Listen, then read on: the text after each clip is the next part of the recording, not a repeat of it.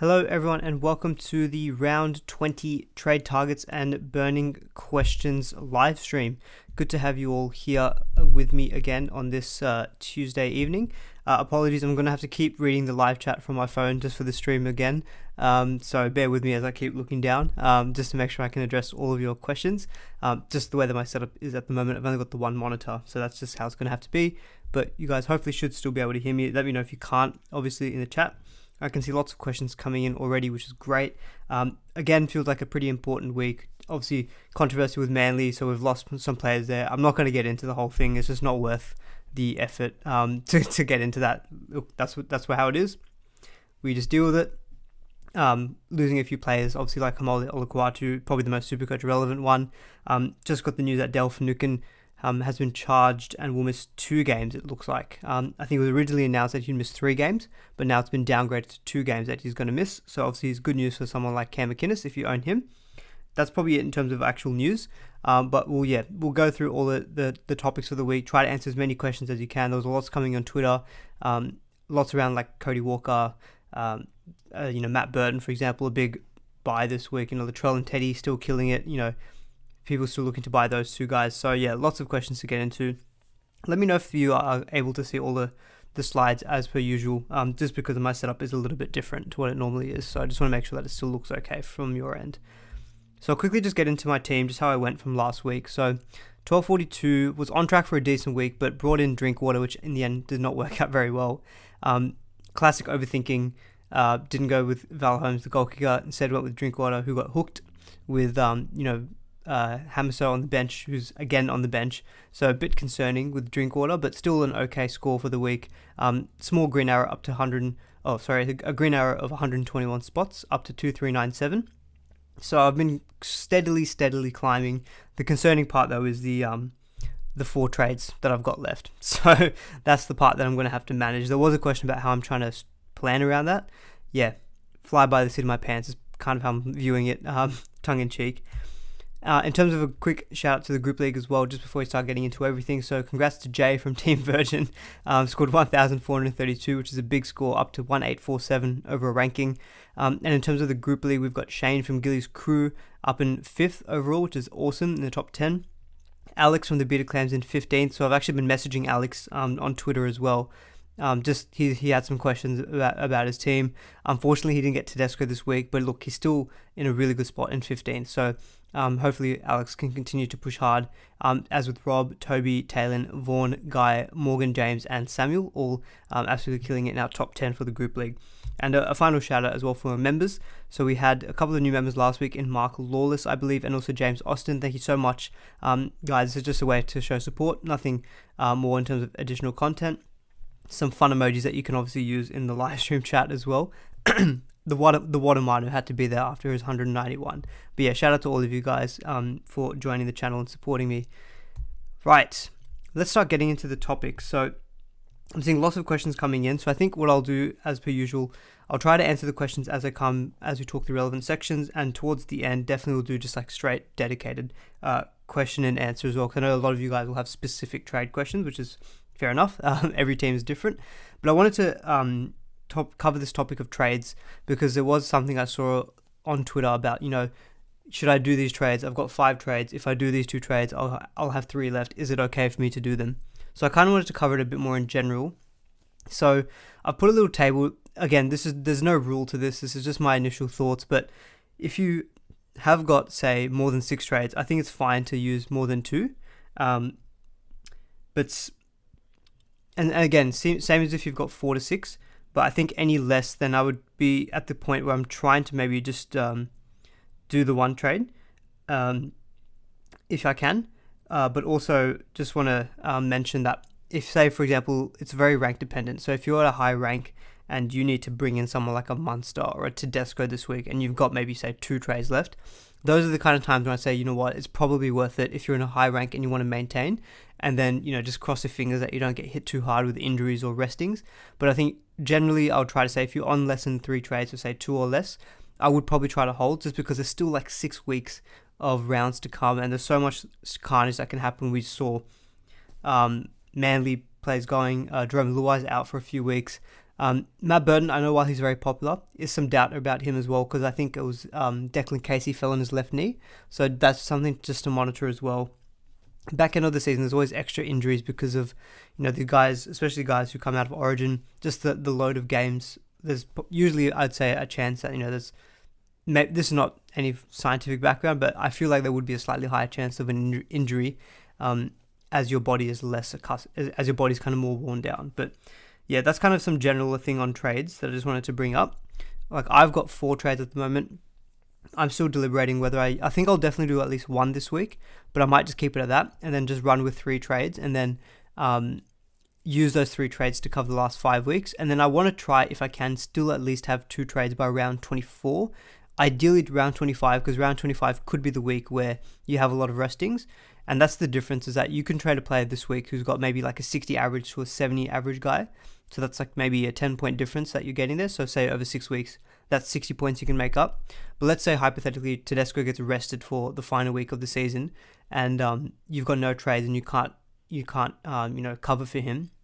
All of a sudden, that's like a 100-point player that you're missing out on. If you've got that trade and you can make a switch to someone who's got a great matchup, and you get like 100 points from that guy, that already offsets any benefit of that other trade in that you could have done. So again, just something to think about. I think I'm guilty of it as well. We continually want to try to tinker and improve our teams, but I do want to be conscious of trying to hold on to a couple of trades, I think, for the back end of the season. So I wanted to just go through that.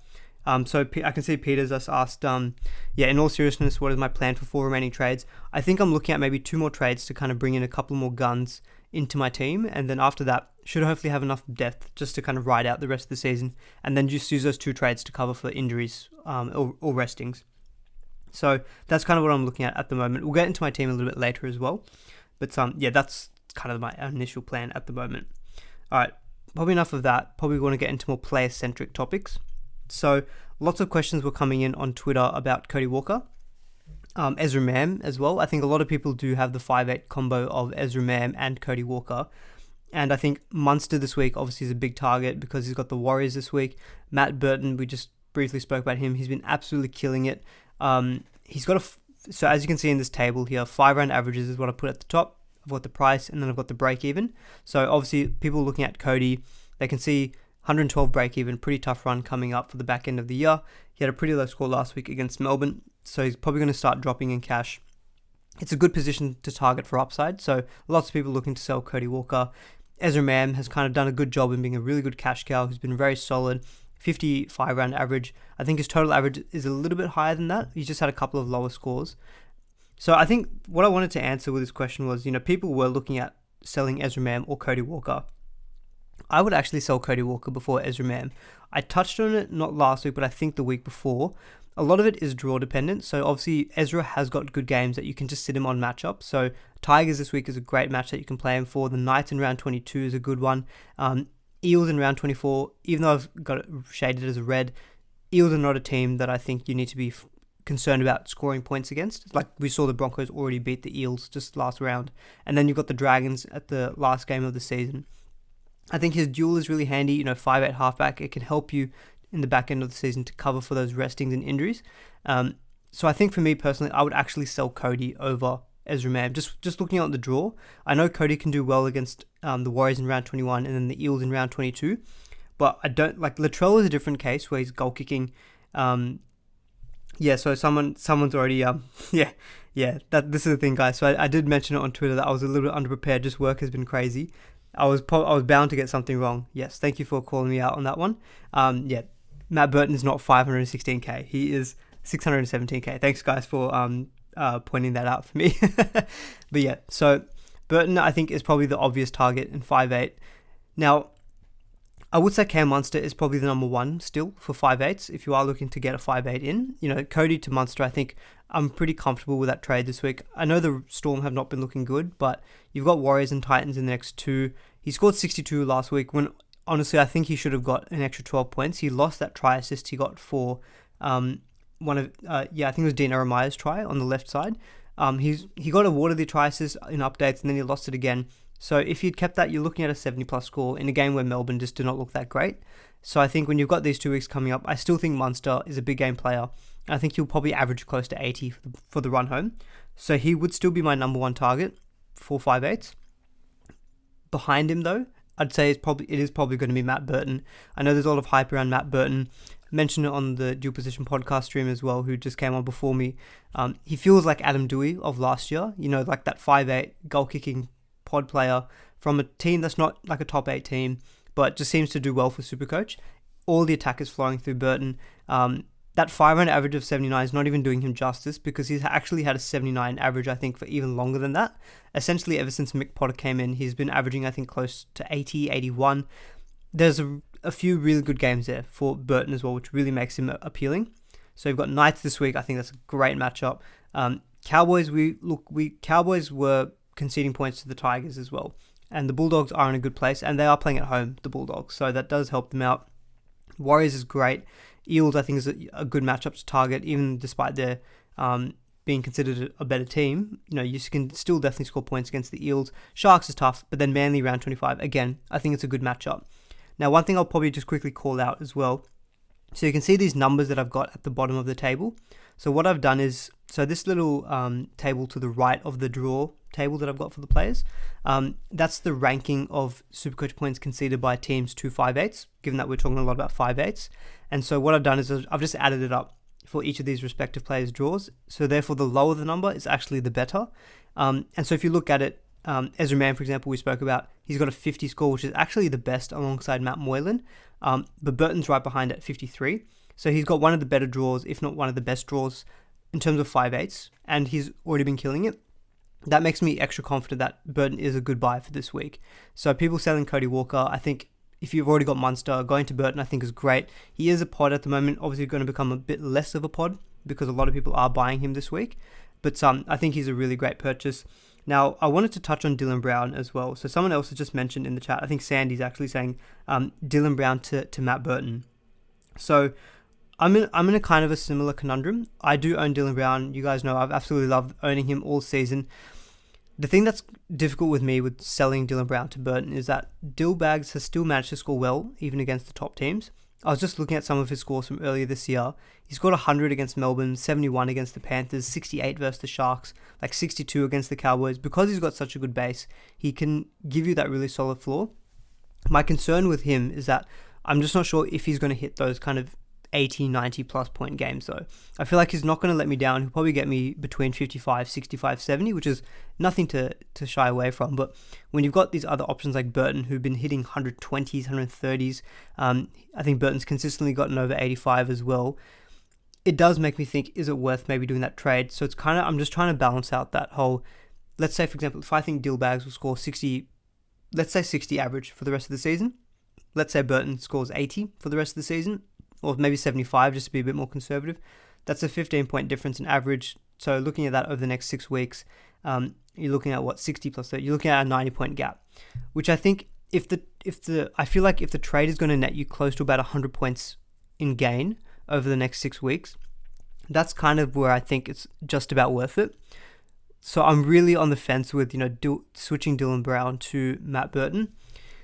The thing is as well, is with low trades, I feel like it's also not where I can make the biggest upgrade in my team. Yes, I will be making it probably an upgrade just based on draws, but I don't think it's as big of an upgrade as I can do elsewhere in my team. I can go someone from Isaiah Tass, who might score 35 a week, to maybe a gun center wing who might go 65, 70, and I'm already looking at a 30, 35 point difference in average, and all of a sudden that feels like a much better trade to do. So I think Burton is a better option than Dylan Brown, but I'm not sure if I would still be making the switch, just to answer your question, Sandy, especially with trades being so low. I feel like if you're in a position where you've got a few more trades to kill and you can kind of make these more, pod play, more higher upside switches, then I think it's an okay switch to do. Now, I wanted to speak about Drinkwater as well, because obviously I own Drinkwater. I bought him last week and very disappointed with the outing that he had. I know a few people are concerned about him. A, the low score didn't look very good. He had 3 drop balls. B, is Hamaso on the bench. I'm still thinking, I don't think he's a sell this week.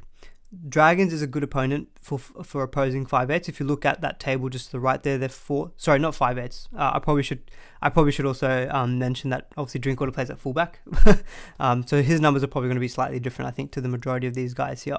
But Dragons, Bulldogs, Roosters, and Warriors, Look, Roosters is tough. Bulldogs is not as easy as it is on paper, but Warriors and Dragons I think are decent matchups, as is the Rabbitohs. I think I'm still going to hold not Dylan Brown, Drinkwater this week. I think I would still hold him. I know people may, like for example, Simon has just asked in the chat, Mam or Drinkwater to sell for Tedesco. Now that's a really tough one because I think Mam could be a great hold for the run home. But I do think that Drinkwater, look, he did have a tough outing, but he's also averaged like 70 for the entirety of the season. Difficulty with Drinkwater is that he actually plays the last game of the week. If there was a chance that, let's say for example, there's a late switching and then Hammer plays at fullback and Drinkwater's named on the bench, kind of stuff there because there's no one else you can really trade to apart from his own teammate, which is when I'd say, yeah, probably just switch to a Val Holmes. I still think, Simon, to answer your question, I would probably still sell Ezra Mam to Tedesco because I think Drinkwater has shown over the season he's performed at gun levels, 70 average. Ezra Mam's been really solid, but I don't think quite as good as Drinkwater. Plus, Drinkwater has probably got just as good as a draw on paper as well. So I'd probably sell Mam. Don't feel great about it. I think Mam's been really solid. He's a great hold. I saw Mam last week though for Tedesco, I think. I think I sold him for Tedesco or Drinkwater, one of the two. Tedesco, I think I do think Tedesco is one of the best buys this week as well. He was last week, in my opinion, killed it. Given what's happening with Manly, I think the Roosters again probably in for a good week, and I think Teddy's again probably in for a good week as well. So I do like getting in Tedesco. So just SC Wildcard on Instagram has asked, my 5/8s are Burton and Munster. Would you run that for the year? 100%. If you've got Burton and Munster, I think that is the best combo at 5/8 to run with. That fat guy, Fatty, as you said earlier, he said stick with Dillbags. His base cannot be beat, and he has a nice offload to the lane train. Yeah, that's the thing. Yeah, I don't think I'll be making the switch personally because I know, I love the guy, and he is rock solid. So I do like that combination with Lane. And the thing with the Eels as well is that they have turned up in the big games this year. Think to that game against the Roosters when they just destroyed us. Only team in the comp that's beaten Penrith this year. They've beaten Melbourne full strength. So we could see a bit of a bounce back from the Eels. They're just such a hard team to read. So I'm personally thinking I'm going to hold Dylan Brown. So if anyone who's thinking about selling Dillbags, I still think he's probably just about a hold. Bit of a begrudging one though, because I do think that Burton is a killer option, I think. Just some other 5/8s I wanted to throw out here, just if people are looking for a few more pods as well. So I've got Sam Walker, Matt Moylan and Adam Dewey here. Now Dewey I am actually considering potentially getting this week just to go for a real pod. Draw is not amazing. You've got some tough games there like Sharks and Roosters and also the Broncos, but some good games in there against like the Knights, the Raiders. Dragons is always a hard one to tell. They looked really good against Manly last week, but then they got pumped by the Roosters the week before. I liked what I saw from the Tigers. Obviously, heartbreaking what happened to them against the Cowboys. We know that Dewey has been a great Supercoach option, from last year. So I don't mind going with Dewey if you're looking for a pod. Personally, I would try to get Dewey in your center wing though. He's a center wing /5/8. I would rather get him in your center wing, so I probably don't advocate getting him in your 5/8 position. Couple of other guys. So Sam Walker is definitely a pod. I know a lot of people had him at the beginning of the year. He's got a negative break even. If you think that the Roosters are going to keep killing it, he's goal kicking. He's had a 5-round average of 75 though. One of those scores was a big one where I think he scored like over 120, but that's kind of the ceiling that he does have. So I do think games like Manly this week, I think he's going to do well. Broncos maybe not. Cowboys probably not as well, but then the Tigers is a good one. So I think he's a bit more of an expensive option at 587k. Like I'd still personally go with Burton, even though Sam Walker's probably more of a pod, but there's just someone to consider. Another real left of field one is Matt Moylan. So Moylan has a 5-round average of 61, so he's had some good games. Sharks have an elite draw. I know a few people were actually asking about selling. Someone asked me on Twitter, do I sell Nico Hines? Bit of a tangent, but I was like, no way do you sell Nico Hines. Look at rounds 21 till 25, and there's no way that you can sell him, in my opinion. But Moylan, again, maybe a left field option. I just don't think he's going to be as consistent, though, as guys like Burton. Even a Dewey, just because he's goal kicking as well. I still think Drinkwater is going to be a better option than him. I probably would just about rate Sam Walker over him with the goal kicking. Munster for sure. So while I think Moylan could be a pod to consider, he does have the draw. I don't think, though, that I don't rank him above some of these other guys here. So anyway, that's my spiel on the 5/8s, because there was a lot of questions about 5/8s. Do you sell Cody or Mam? I think Mam is actually a hold over Cody, and I think Burton is the best 5/8 to go for. Now, if you actually, maybe the last thing to ask is, do you buy Munster or Burton? I still think I'd buy Munster. I think Munster is the proven gun. This week and then next week, it looks like he's going to kill it. He's got a really good base as well, so he's not going to let you down even in those tough matchups as well. So I'll just about rank Munster ahead of Burton, in my opinion. All right, let's get to the next section. So I wanted to talk about a few other buys. I'm conscious that there's a lot of questions coming in around people wanting to buy players as well. So I'll try to hopefully cover that in this area as well. So I think a few people have had this dilemma. Not with the first guy, Val Holmes. Look, I think if people are looking at buying Val Holmes this week, I can't really fault it. He had a great game last week, scored the try. He set up a line break for Felt. Obviously, all the goal kicks. Yeah, I kind of regret obviously going with Drinkwater now in hindsight over Val. I think Val will be a good option who'll run home very well with 70 to 75 average. I think he's at a similar price to Brian To'o, so I don't mind going with him as a bit of an anti-pod to To'o, although Holmes is becoming a bit less of a pod as well. But I do think that he is, outside of probably the other centre wings that majority of people have, so let's say like a your Garricks, your Manus, your To'os, your Mulatalos. He's probably in that tier of centre wings. I've got a section actually where a few people have asked about potentially selling the likes of Taylor May or Isaac Dungle for someone like Val Holmes. I'll expand on that in a little bit more detail, but I still don't personally think they're necessarily sold. I know Luai is out for a few weeks, but I do think that the Panthers are that good of a team. I don't think Luai being out will hurt them that bad. Sean O'Sullivan's a pretty good replacement as well. So I personally wouldn't be selling the likes of Taylor May or Dungle to Val Holmes. Although Holmes probably has a bigger ceiling than those two. But I think, again, it comes down to a situation where you've got low trades. I would rather be selling, guys like, say, a Karaz, maybe a Kula, maybe a Isaiah Tass, those kind of guys. Obviously, there's more money involved, but those are the kind of guys that I would rather be selling for someone like a Val Holmes. Harry Grant. So a lot of people, I think, were aiming to get Harry Grant in this week. He hasn't looked the best, though. Obviously, that's coincided with the Storm not looking very good. 564k. Again, we know that round 20, round 21 are fantastic games this week. But I would still probably, if you are looking for a hooker this week, if you're selling one of your hookers or one of your 2RFs to try to get up to Harry Grant, I do think that he probably still is the best hooker to buy because Damien Cook's way more expensive. Reece Robson, who's been killing it, he's also a lot more expensive. I'd rather just go cheap and get Harry Grant, who's probably a proven gun as well. So I think, yes, whilst he's not looked the best, I do still think he's a good purchase, but I wanted to put him side by side with someone like Payne Haas and also Kamari, because I think a few people I know are using duels where they can get either one of, say, Grant, Payne Haas, or Kamari.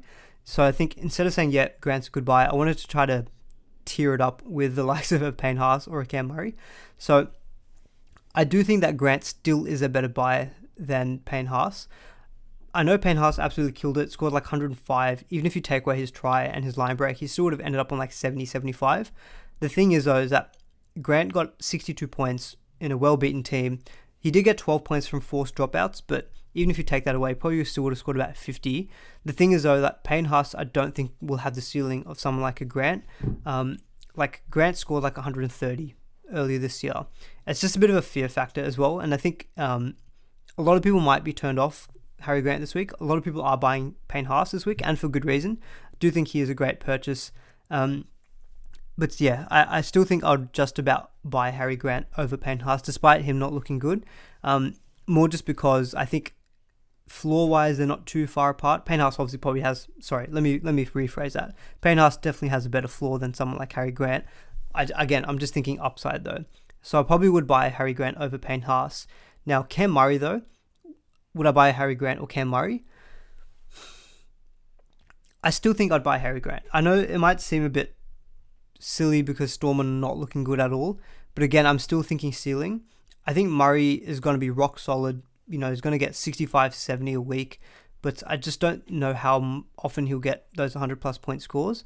I'm a little bit more on the fence in terms of this comparison between, say, Murray and Grant versus, say, Grant and Haas.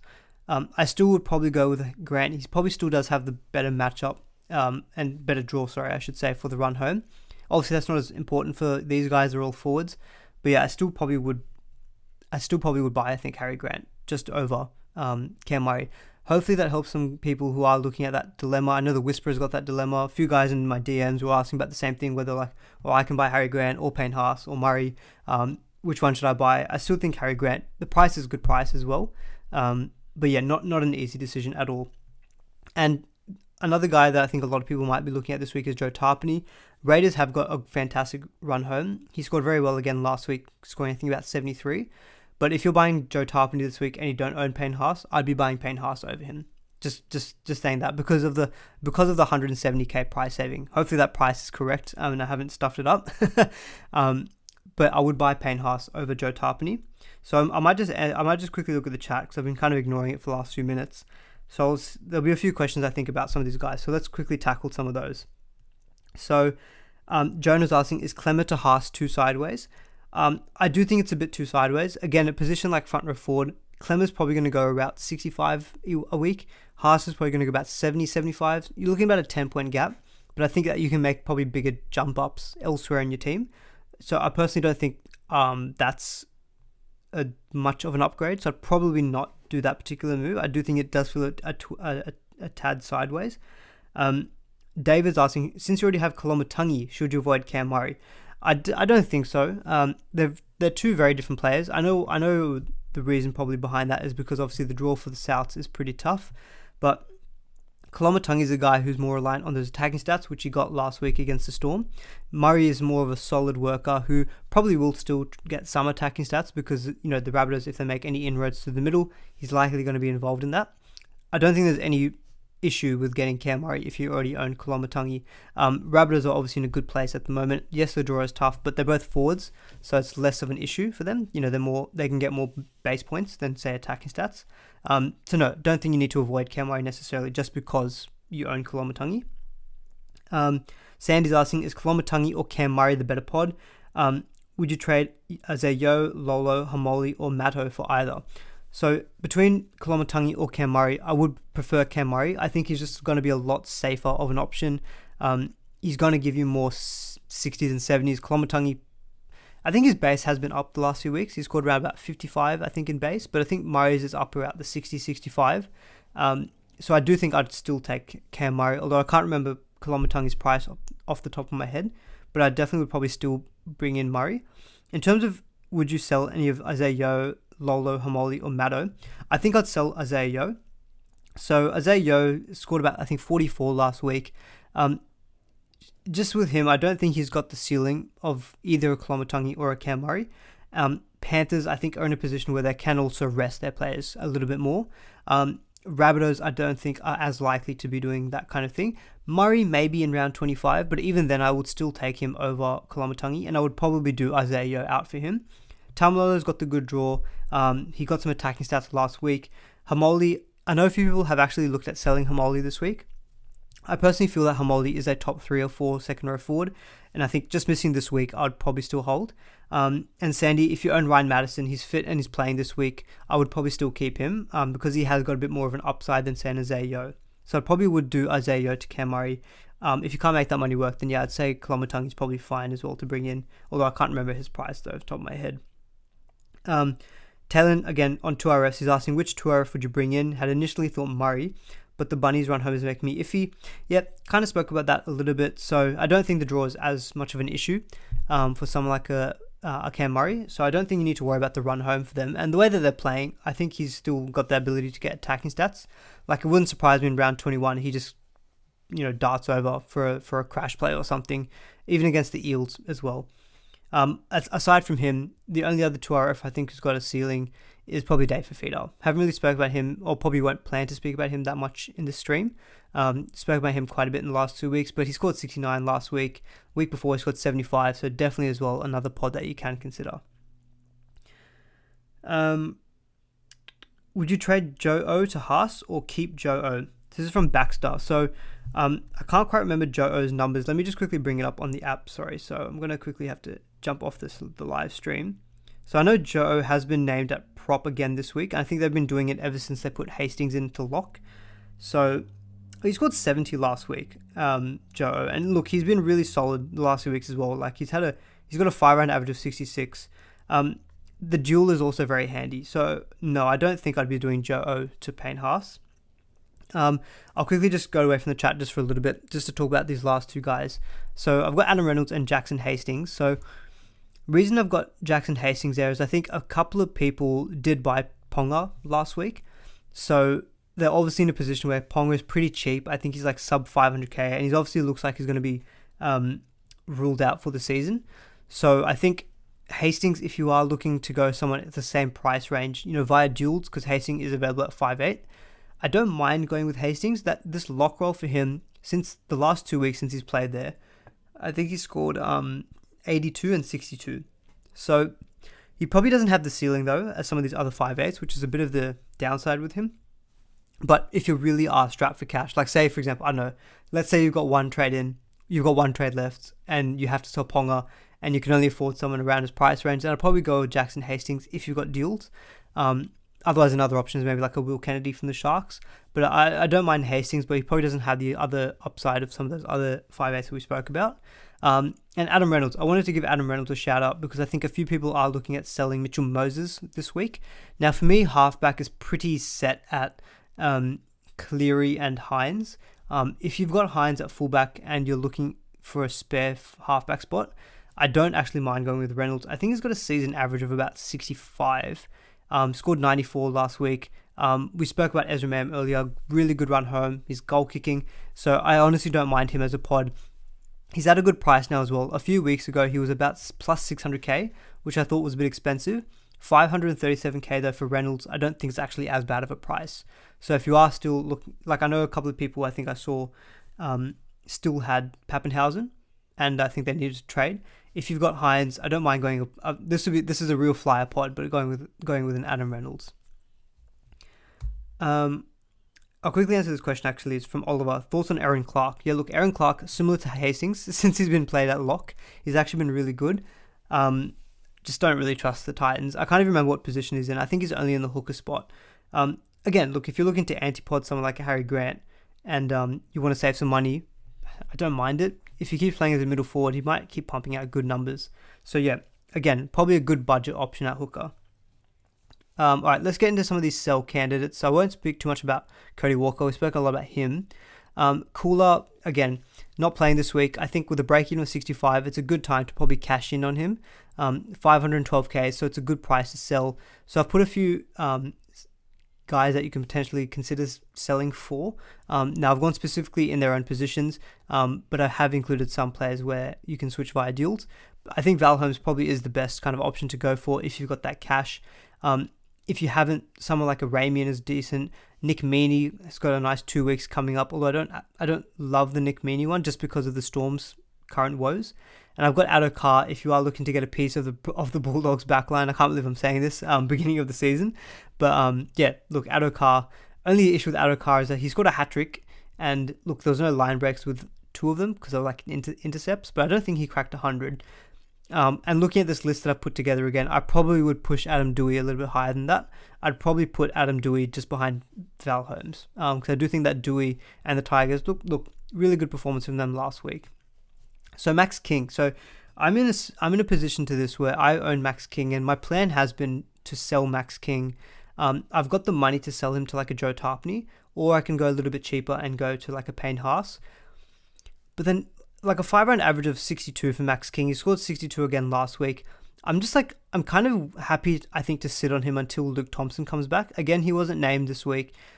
And Max King, if he keeps punching out like a 60-point score, compare that to, say, Payne Haas, who scores, say, maybe 75. It's quite a big gap. It's 15 points a week. So over the 6 weeks, it's about 90 points. So it's probably just about doing the sell of doing King to, say, a Payne Haas.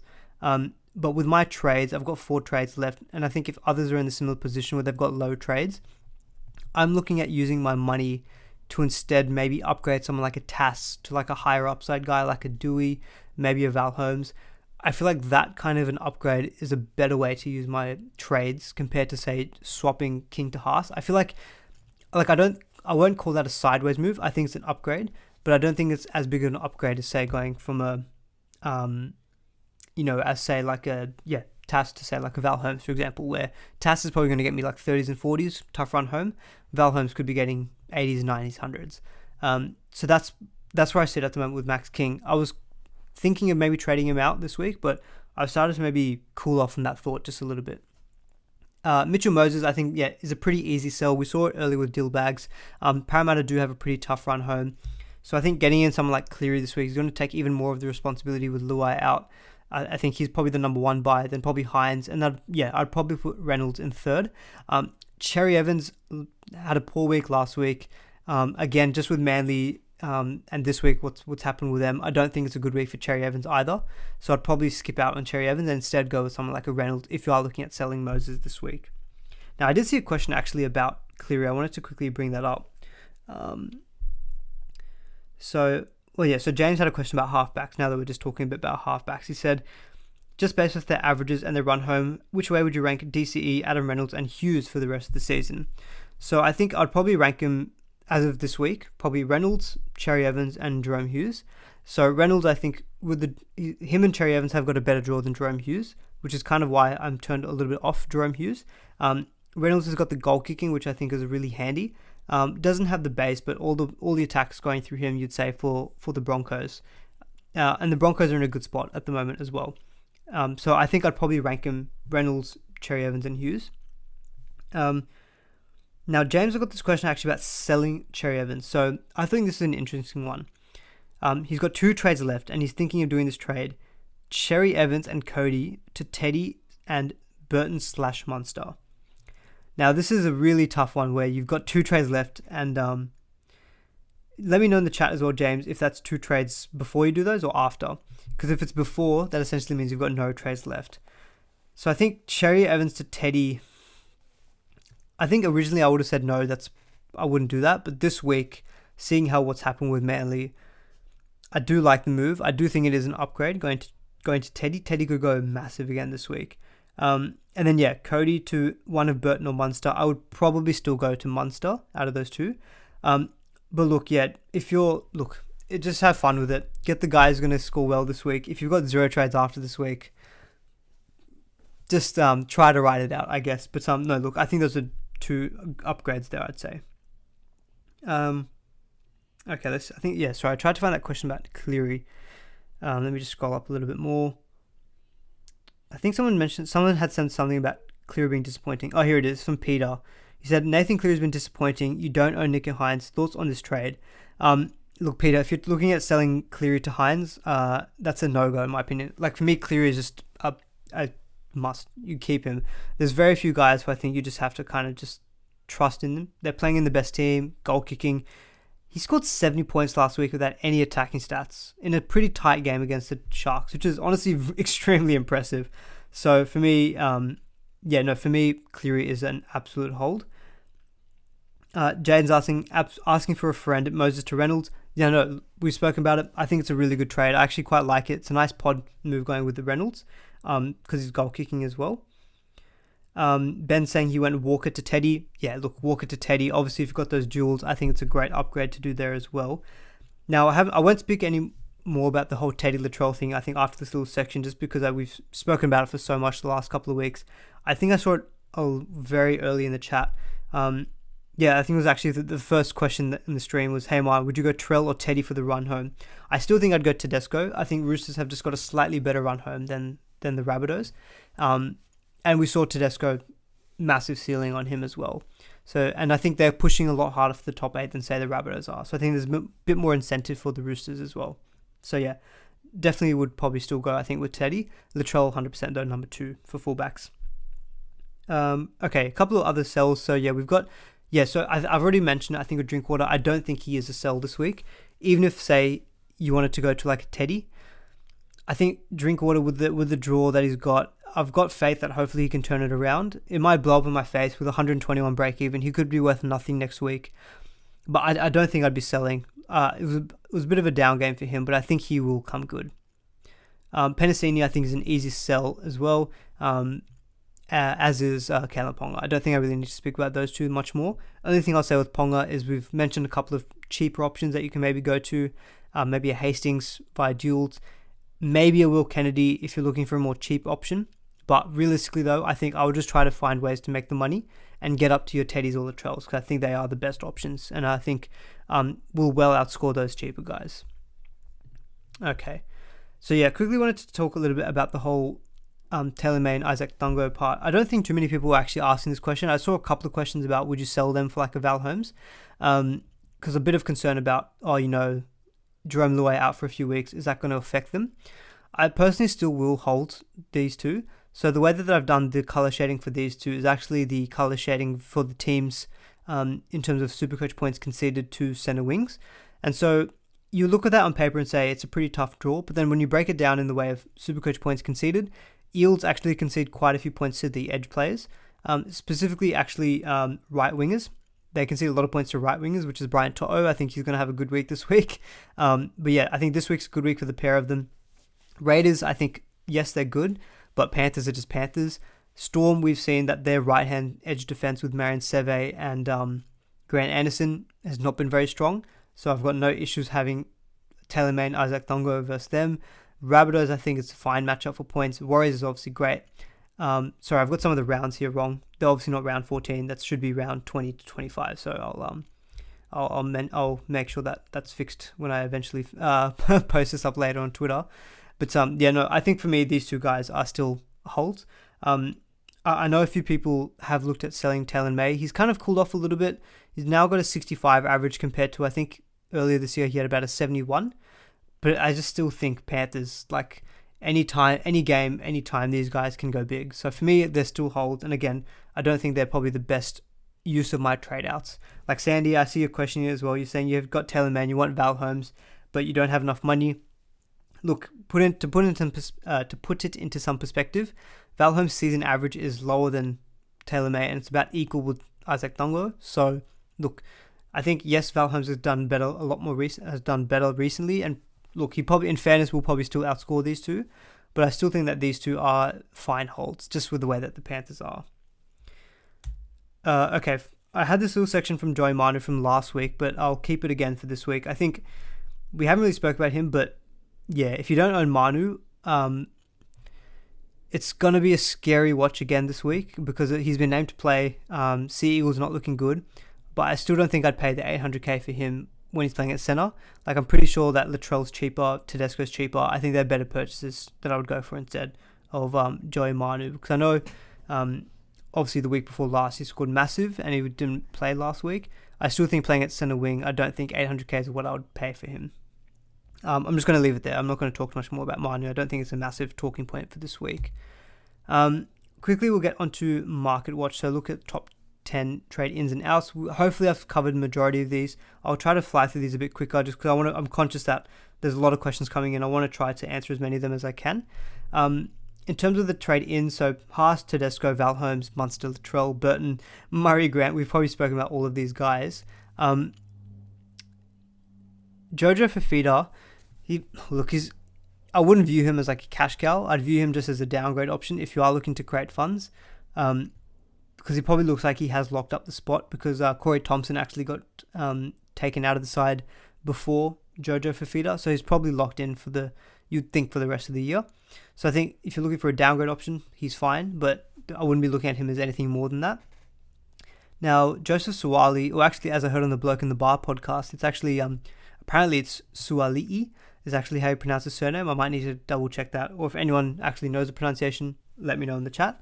But yeah, look, I think he's also not a bad option to bring in this week if you are looking for a center wing. I still think though there are probably better options, like at the same price or around the same price. I'd actually kind of prefer Adam Dewey still, just because of the goal kicking. Roosters still do have some tough games coming up. We've got games against like Melbourne, Rabbitohs. I don't know if we've got the Panthers, but I do believe we've got the Cowboys. So there's some tougher matchups in there. So I still think that there are better options at center wing than Suwali, like maybe a Dewey. But I can't fault it. Like if you're looking for a short-term punt, because he should go up a lot in money after scoring 100 plus last week. And then you got Manly this week looking in all sorts. Like, don't forget, we just spoke about Joy Manu. They're coming up against Morgan Harper, and I don't even know who the other winger is. So it could be a bloodbath on that right edge for the Roosters. So I don't mind the Swiley trading, but I probably would see it as a bit more of a short-term play. In terms of the trade outs, I think we've actually spoken about all of these guys. The only ones I haven't really spoken about too much is maybe just to re-emphasize, I don't think Scott Drinkwater is a sell. I do still think that he's a good option for this week. Talakai, I definitely don't think is a sell. After this week, we saw it with Matt Moylan a little bit earlier. Their draw is elite. I think if you've got Talakai, you just got to hold him now, I think, for the season, barring any injury. And Hamoli, I don't think is a sell either. I do think he's probably a top 3 or 4 2RF. He had a low score last week, but that was due to injury. I wouldn't read too much into it. Manly still do have a good draw for the run home. So 100% I'd be trying to keep Olaquatu as well. We'll finish up with looking at some of the captaincy, vice captaincy options. Now, coming into this week, I thought it was a bit of a difficult week, so I've actually got a few more extra players than I normally would show. But with this whole Manly situation that's happened, it's becoming a little bit more clear in my head. I'm thinking a Roosters player as a vice captain. They play the Thursday game this week.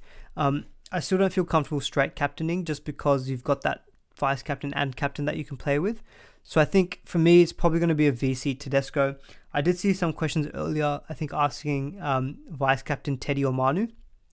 I still think I'd go Teddy just because of Manu playing at the centre position versus Teddy at fullback. I think Teddy's just got more opportunity to get involved. And look, we saw last week, he absolutely killed it. So for me, Teddy is a very comfortable VC this week. I don't even hate, honestly, if people decide to straight captain Tedesco, I can't fault it. I'm probably just going to be a bit safer and still vice captain him. And then with my captaincy, it's either going to be, I think I'm either leaning Munster or Cleary. Now, if you own a Cowboys player like Val Holmes, he's also an option to consider. Only reason I wouldn't consider maybe captaining someone like Holmes or Drinkwater this week is just the Dragons. Like, the Dragons just, look, they're very inconsistent. You just don't quite know what team you're going to get. So they could maybe throw up a bit of a curveball. Like, don't forget, the Cowboys are playing away from home. So, the Dragons at home could be a little bit different, could be more difficult as well. So for me, that kind of ruled out captaining Cowboys players this week. I've got Joe Tarpany there as a more safe option. He hasn't scored a try yet, I think, at all this season. I think against the Titans, he's got a good shot at that. He's more of a safe option, as is Nico Hines. I don't think that's a great matchup on paper. Same for Latrell. So for me, it's really Munster. For me, it's either a Storm player, a Roosters player, Panthers, and then Bulldogs as players that you can maybe look at captaincy. So I'm thinking VC Tedesco, and then I'm still umming and ahhing about a captaincy on Munster or Cleary. At the moment, I'm leaning Cleary, just because I know that, look, last week he did no major attacking stats and scored 70. Munster, Storm, they are playing away from home. So again, you're not as confident in them as compared to, say, like a Penrith. So for me, I think I'm kind of looking at this week as just kind of trying to default to maybe a Cleary. Obviously, if Tedesco goes huge, I'll loop him, but if Teddy goes maybe, say, 90, and I might want to run with Cleary on his day can very equally still score like 70 or 80. And look, I know it's Parramatta, they're still a good team, but Parramatta are a team that can concede a lot of points as well. It's CommBank Stadium. That seems to be a stadium where they do concede, well, not Parramatta themselves, but there just seem to be a lot of points scored at CommBank Stadium. It could be a bit of a wet weekend as well in Sydney. I'd just have to double check the weather there. So Cleary could just be a nice safe option.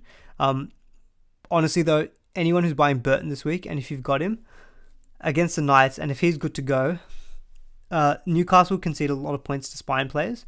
So like if you look at the actual table just below where my head is, you can see Newcastle in terms of points conceded to opposition positions. Third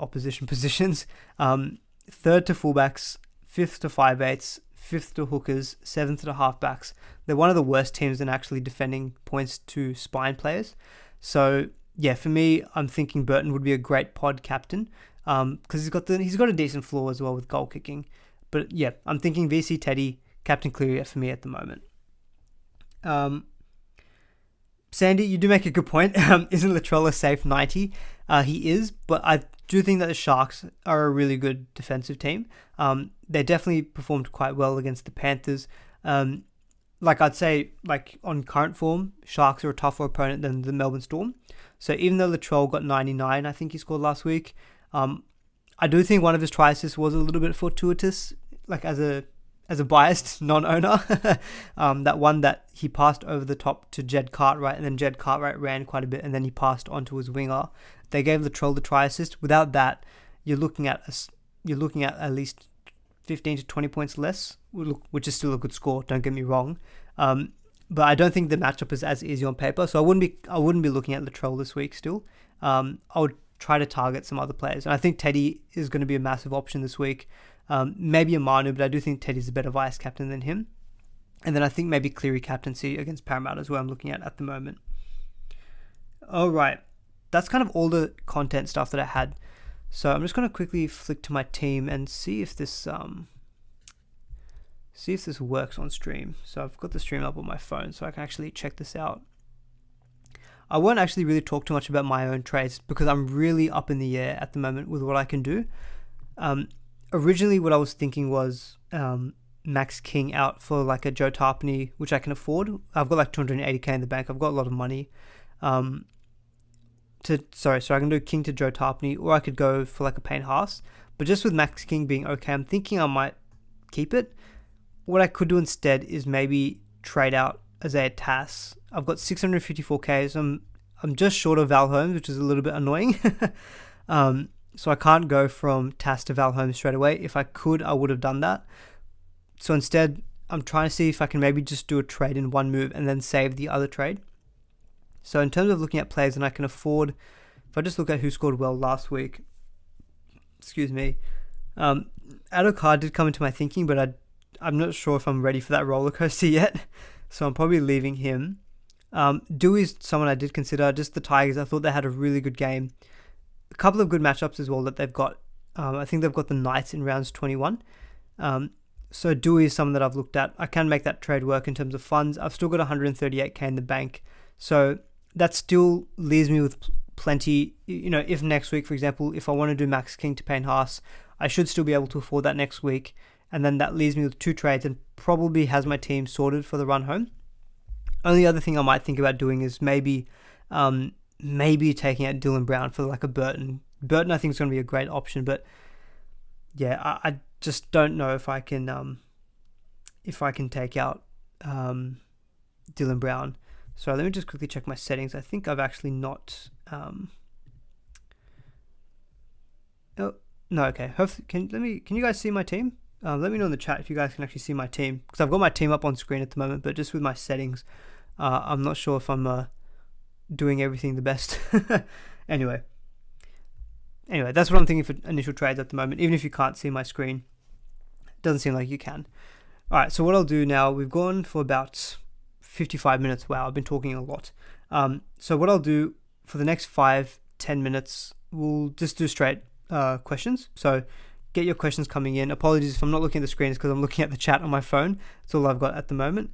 Okay, yeah, it seems like you guys can't see my team. Let me. No, that's not going to work. You might see the screen go all crazy in the last. Let's see if that works. No, I don't think that's going to work. Oh, I think I've lost. I might just be looking against a black screen at the moment. Let me try to fix this up. As long as you can hear me still, I guess it's okay. But ideally I wanted you guys to be able to see. Whoa, not that. Anyway, I don't think you guys can see my team. So what I'll do is actually, let's get rid of that. This is on the fly. Alright, I've got up something. Alright, okay, I've changed some settings there. Hopefully you guys can still hear me okay. Alright, so yeah, let's I'm not gonna play around with my team. I don't wanna stuff up the settings anymore. So what I'll do, I'll post on Twitter my team, what I'm thinking about. Hopefully have a fixed up Q&A stream on Thursday to sort it out. Anyway, let's get to your questions. That's more important, isn't it? So, alright, I apologize to everyone who has messaged earlier. It's a bit hard on the phone, so I'm just gonna have to just go from the most recent ones coming in. Okay. So Isaac's saying Burbo to enough and King to Val. So I'm guessing that's Max King. Or Max King to Grant Murray. Got 4 trades left. Okay, so essentially you would have to do an extra trade of Burbo to enough to get Val Holmes versus doing just one trade to get to Grant or Murray. I'd probably still go with the one trade option. Max King to Harry Grant feels like an okay trade in my opinion. Even to Cam Murray. So yeah, I think I'd probably do Max King to Grant. Don't feel overly confident with it, but it's just we know the potential of him, and Warriors and Titans next week could be 2 great matchups. So I'd probably just go with the one trade route, Isaac, just to save yourself not having to use that extra trade. Aman, thoughts on Fafita to Haas? Is that Fafita? Fletcher, can you just confirm if that's Andrew or Dave Fafita? If that's Dave Fafita, I definitely don't recommend selling. If it's Andrew Fafita, then I'd say fine. Fafita to Haas plus Mam to Trell. Yeah, look, I probably haven't spoken about Latrell enough, but yeah, a part of me is thinking that do I just swallow my pride and just go say like Dillbag or Drinkwater to Latrell, because I do think that Latrell's going to keep having a good season. But I feel like I've kind of made my bed, but I don't want to be stubborn either. He is giving me nightmares as well. But I don't think I can bring in this week. I think this week will be a tough matchup. If he scores 90 again against the Sharks, I'm just going to have to throw up my hands and say, you know what, I got it wrong, and I might have to reassess next week. But no, if that's a day Fafita out for Haas, I don't like that at all. I think Fafita has done really well the last 2 weeks. Last reserve of Garrick or Ronaldo. Yeah, so I probably should talk about this. I know a few people have thought about maybe benching Ruben Garrick this week. At the moment, I've still got him playing just because I know even in a tough game, he can still pump out about 40 to 50 just with the goal kicking. Ronaldo has got the Rabbitohs, who obviously can concede points as well. I think I would play Garrick still over Ronaldo. Just the goal kicking, the fact that he's at fullback, his base is a little bit higher than Ronaldo. And look, yes, Manly are obviously losing a lot of their players, but they still have some good players in their team. Like Garrick scored 48 last week with I don't know, he had like 1 goal kick, maybe 2 goal kicks, not many. Mulatalo last week, if he doesn't get a try, he's only going about 30, which is a bit annoying. So I would probably still play Garrick, just take the goal kicker, I think. Tass to Fafita and Drinkwater to Burton. It looks good on paper, but I don't think Drinkwater is a sell this week. Will Tamalolo be a sell after Cotter returns? I don't think so necessarily. I think if you've got like a Tamalolo, I think is a fine hold now for the season. It's got the duel, got the good draw coming up. He looks very close to major attacking stats soon as well. And I don't think Cotter's going to be a big impact. Like Cotter's coming off a hamstring. They're obviously going to try to manage him. He's been named in the extended reserves as well. Sorry, I should have mentioned that from Teamless Tuesday. No, I wouldn't be too concerned about Lolo, I think. You only have 3 trades. Do you use 1 to get Burton or 2 to get Latrell? I would go 1 to get Burton, because I think Burton and Latrell could actually be quite similar in terms of points scored over the rest of the year. With your reserves, do you stick with Dillbags or go Anderson or Barnett? Yeah, let's talk about playing Grant Anderson this week. He's got the Warriors. He's coming up against, I think, Ed Cossey.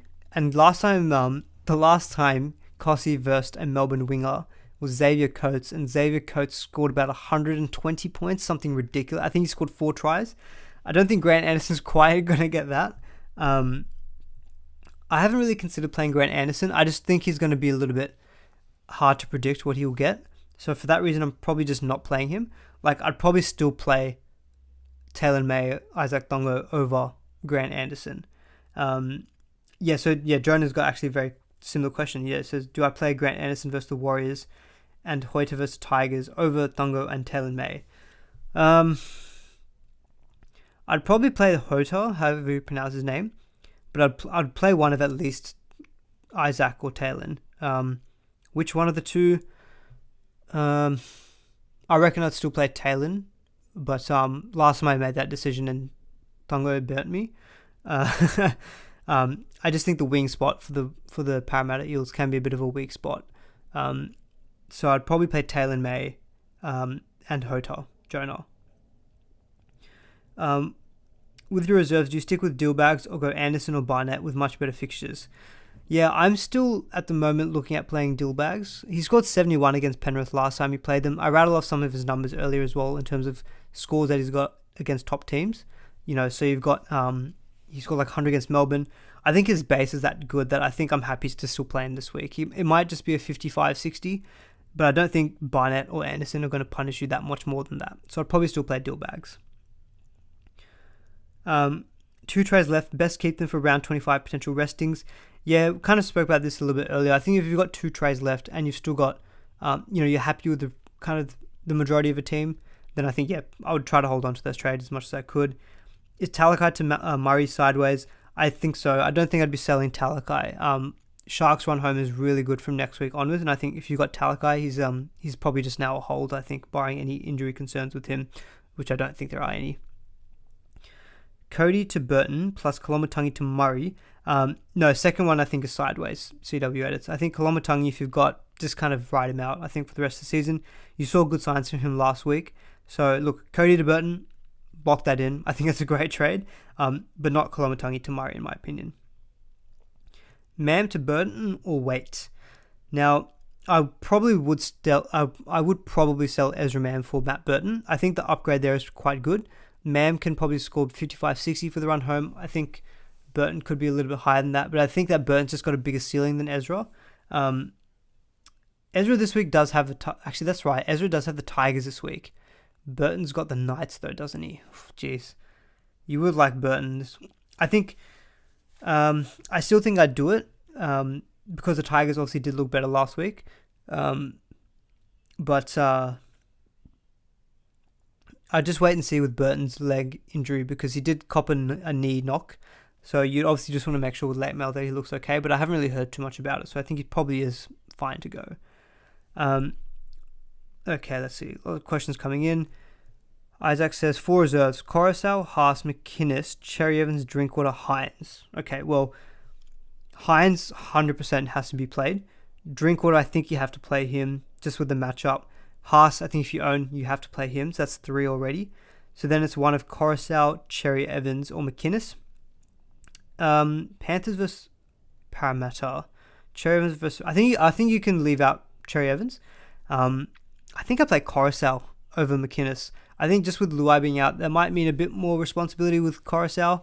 I think Mitch Kenny is not even in the 17. I'd have to check that. But no Mitch Kenny in the 17 for the Panthers probably guarantees Coruscant to play 80. So, yeah, I'd probably say Coruscant is my 4th reserve. Bench Sevo this week. Yeah, if you own Sevo, I think you've got to bench him. Obviously, unless you can't with depth. But Sevo is not a guy who's got a safe floor. He's a guy who can give you 10 points if he gets nothing. So, yeah, I'd probably bench Sevo.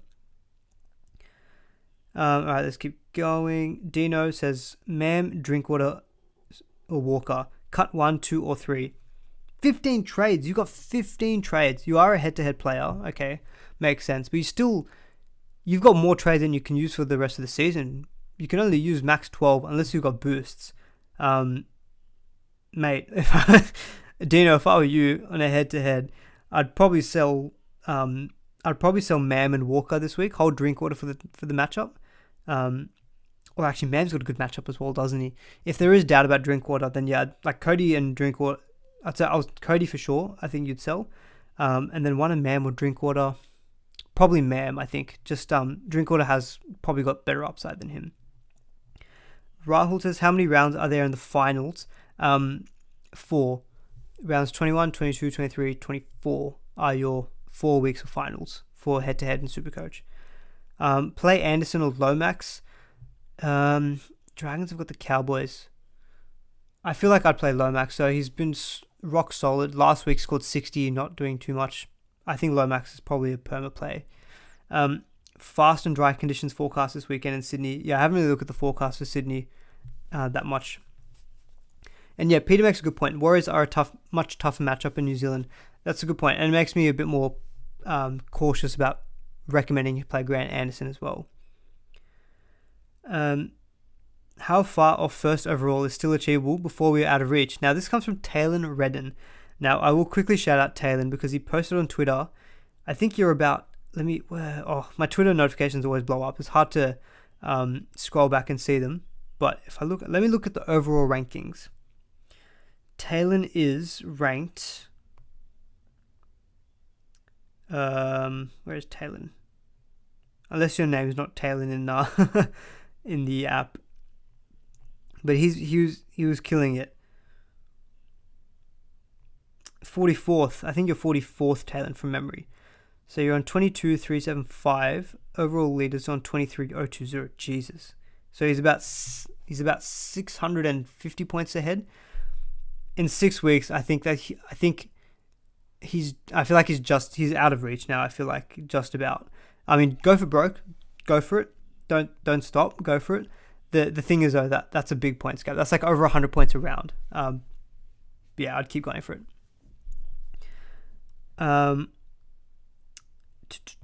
Would you play Cotter if he comes off the bench? No, definitely not. Wouldn't be playing Cotter if he's off the bench.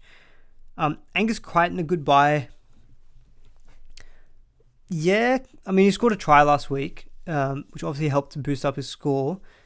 He has been very threatening, though. I'll give you that. Like the week before last when Manu killed it, Angus was about an inch from scoring a try and getting a much bigger score. So yeah, I think Angus is definitely in that conversation for 2RFs if you are looking for a 2RF to buy this week. I think against Manly this week, he'll be running on an edge with no Hamoli, so he could do well again this week. So yeah, I think he is probably a good buy this week. And he's pretty cheap actually from memory.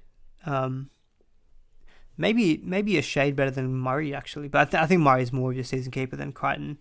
But yeah, definitely Angus is up there. I think for like top 3 2RF buys this week is probably still Murray, Fafita, and Angus. I have 13 trades, but it's only because I started playing in round 8. Skin Binton, can you help me out, brother? Can you send some over, please? Because I've got 4 and I'm desperate. Ezra Mam to Dylan Brown or Sam Walker. Roosters draw home looking good. Yeah, Rahul, I wouldn't be buying Dylan Brown. I think Dylan Brown's not someone you go out and buy anymore. I think if you've got him, it's a different story as to whether you hold. But if you're buying one of Sam Walker or Dylan Brown, it would definitely be Sam Walker in my opinion. So Sandy says, so we're doing Brown to Burton, Aman. I've had Dylan Brown since day one. YOLO. I'm on the fence with it. I don't think I'm going to be... my gut thinks I'm not going to do it. Part of it's also just because I love Dylan Brown. Parting ways with him would make me very sad. Especially if he does well. Like, he's got good scores against good opposition. And the Eels are just that team that, on their day can just turn it on. And I want to be still a part of that. It will be tough watching, but I think I'm going to hold. Knives and Forks says, with all the Manly boys sitting out, who do you VC this week, Manu or Teddy? Probably, I think Teddy. We talked about it a little bit earlier. All right, we'll do 2 or 3 more questions, then we're probably going to wrap it up. I need to, unfortunately, get some work done, and I have to go to work as well tomorrow, so I'll need to wake up a little bit earlier. So a couple more questions. We'll probably wrap it up there. But thank you, everyone, for tuning in. It's been awesome. Thanks for staying put as well with some of the technical difficulties. So, yeah, give the stream a like if you are enjoying it. Moz is in the chat. Hello, Moz. Just made it from work. Glad you could make it for a bit. What trades are doing? Yeah, spoke about it a little bit. I don't actually know if I'm going to do the Max King for Payne Haas that I was thinking of. I might just keep it and maybe do it next week. Maybe. And instead what I'm thinking is taking out Isaiah Tass, because I've got 280k. So I can get any center wing up to 655k. Unfortunately, that gets me just short of Val Holmes. So I'm thinking maybe going with a bit of a pod, maybe like an Adam Dewey. I'm thinking maybe going Adam Dewey this week. Addo did come into my thoughts very quickly, but yeah, I think I'm only going to do one trade this week. It's either going to be Max King to Payne Haas, Dylan Brown or Drinkwater to Burton or Latrell, or Isaiah Tass to a center wing. There's like 4 options that I'm considering. The Drinkwater and Dylan Brown one I think is the least likely of happening. It's more likely to be the Max King one or the Isaiah Tass one, but I'm not sold. I mean, I can even sell Leah Thompson, who's my like nuff front row forward to Payne Haas. I just don't think it's worth the use of the funds to do that though. Schuster only 210k if he comes back anytime soon. I'm not interested in Schuster, mainly because he's just been coming off the bench playing like 15, 20 minutes. Just not going to do anything for you Supercoach wise, I think. So no, definitely not too keen on Schuster. He'll be good for next season though. Starts at 5'8", really cheap. The real question is, what do you do for work? I work in finance. I'll leave it at that. I don't want to bore you. I work in finance, so lots of numbers. Yeah, I think I'm going to end the stream there. Getting a bit tired as well, actually, in honesty. So yeah, we'll end the stream there. Thanks everyone for tuning in. Hopefully we'll be back for a Thursday Q&A lockout stream. So yeah, I'll keep you guys posted on that one. But I think you guys, or at least people on Twitter, did also appreciate that I posted some of the graphics from the video on Twitter. So I'll try to do something similar where I post like a thread on Twitter. So if you missed part of the stream, or you just want to see a lot more condensed view instead of like an hour live stream, then yeah, give that a follow as well on Twitter. Yeah, we'll end the stream there. Thanks everyone for tuning in. See you all in the next one.